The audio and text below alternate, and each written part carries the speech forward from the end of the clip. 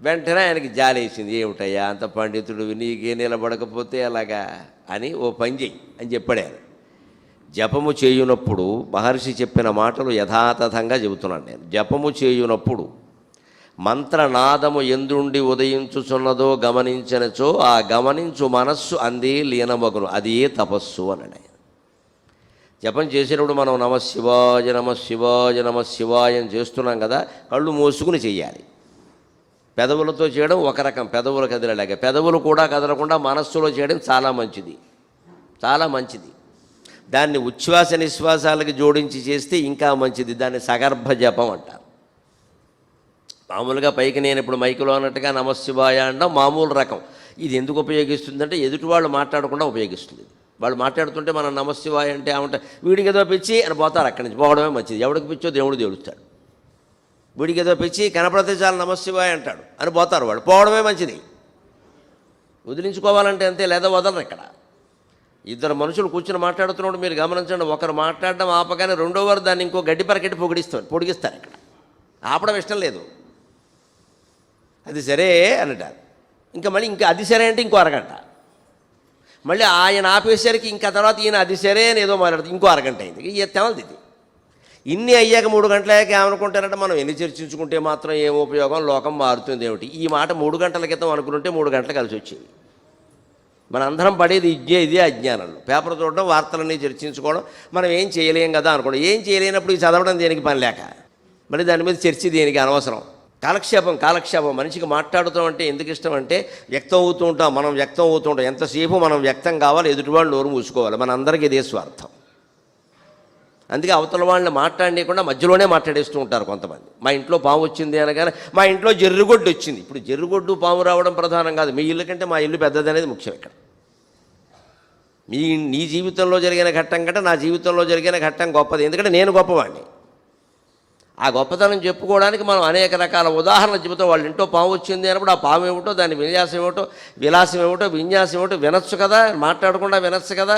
వినడం ఇష్టం లేకపోతే లోపల జపం చేసుకోవచ్చు కదా. కుదరదంటే దానికి ఏదో మాట కలుపుతాం. అక్కడి నుంచి వాళ్ళు రెచ్చిపోతారు. ఇంకా ఏమిటో నాకు జీవితంలో మొదటి నుంచి పాములు వస్తూనే ఉన్నాయి. అవును, పాము దగ్గరికే పాములు వస్తాయి, వేరే వాళ్ళ దగ్గరికి ఎందుకు వస్తాయి? మనం పాము అయితేనే పాములు వస్తాయి. ఏ జాతి వాళ్ళ దగ్గరికి ఆ జాతి వాళ్ళు చేరుతూ ఉంటారు కదా. ఇది ఎక్కడికి తెముల్చుకో.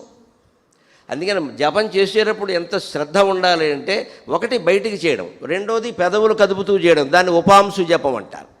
మూడవది కళ్ళు మూసుకుని మనస్సులో చేయడం, అది చాలా ఉత్తమమైన జపం. కనీసం ఎదుటి అలా వచ్చిన వాళ్ళు చూసిన వాళ్ళు ఈయన ఏదో జపం చేసుకుంటున్నాడని వెళ్ళిపోతారు. అలా వెళ్ళిపోనివ్వాలి. దాన్ని ప్రాణవాయువుతో కనుక జోడించగలిగితే సగర్భ జపం.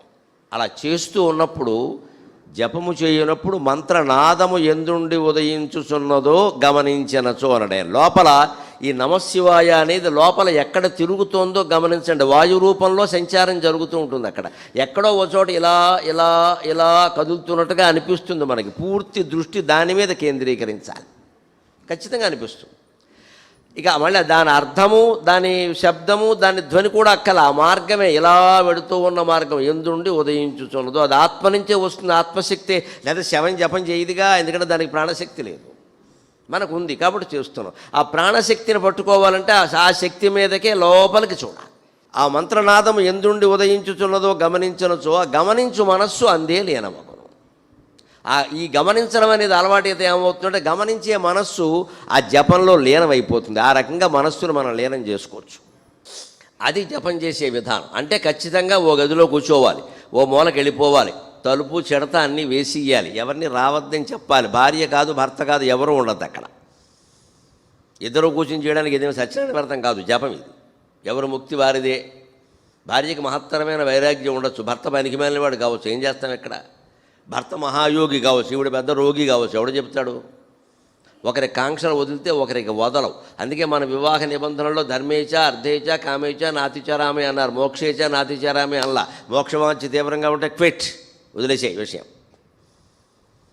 అక్కడ ఎవరి అనుమతి మనకు అవసరం లేదు. ఎవరు అనుమతినిచ్చడిదేమీ లేదు. ప్రకృతి గుడిలోన పరమ శిల్పముగాగా, ప్రకృతి గుడిలోన పరమ శిల్పముగాగా, ఎవరు అనుమతినిచ్చడిదేమీ లేదు. ఎవరితో చర్చ చేసేడిదేమీ లేదు. ప్రకృతి గుడిలోన పరమ శిల్పముగాగా, ఎవరు అనుమతినిచ్చడిదేమీ లేదు. ఎవరితో చర్చ చేసేడిదేమీ లేదు. మౌనమే దైవమన వేయి మాటలేలా, మౌనమే దైవమన వేయి మాటలేలా. మనల్ని మనం చేరుకోవడానికి ఇంకొకటి అనుమతి అవసరమా? భార్య అయినా భర్త అయినా ఎవరైనా వారేమిటండి అనుమతులు ఇచ్చేది? వారు ఎందుకు ఇస్తారండి? వారి అవసరాలు వారికి ఉంటాయి. అందుకని మీరు ఎలా ఉండాలి, మీరు ఎలా ఉండాలి, మీరు ఎలా సంపాదిస్తూ ఉండాలి, మీరు ఎలా కీర్తి సంపాదిస్తూ ఉండాలి, ఇంకా ముని మనవరాలు ఉంది, మనవరాలు ఏదో చెబుతూనే ఉంటారు. ఇక్కడ రెండో వారికి అవన్నీ పట్టట్లేదు. పరమ వైరాగ్యంతో ఉన్నారు. అటు ఉన్నప్పుడు ధర్మం ఏం చెప్పారంటే వదిలేయి, ఇంక మాట్లాడకని చెప్పారప్పటికి చేసింది చాలు. పెళ్ళి అయిన వెంటనే కాదు, అక్కడ పెళ్ళి అయిన వెంటనే అది ధర్మం కాదు. కానీ పెళ్ళి అయింది, పిల్లలు పుట్టారు, మనవాళ్ళు కూడా పుట్టారు. ఇంకా దేనికి? మూడో తరం కూడా వచ్చింది ఇక్కడ. ఇంకా ఈ మొహమాటాలు పడుతూ ఉంటే కూర్చోలేము ఇక్కడ.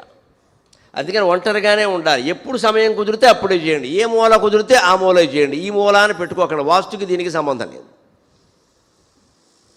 కింద పులి చర్మం వేసామా, పావు చర్మం వేసి నీకు తోచింది వేసుకో.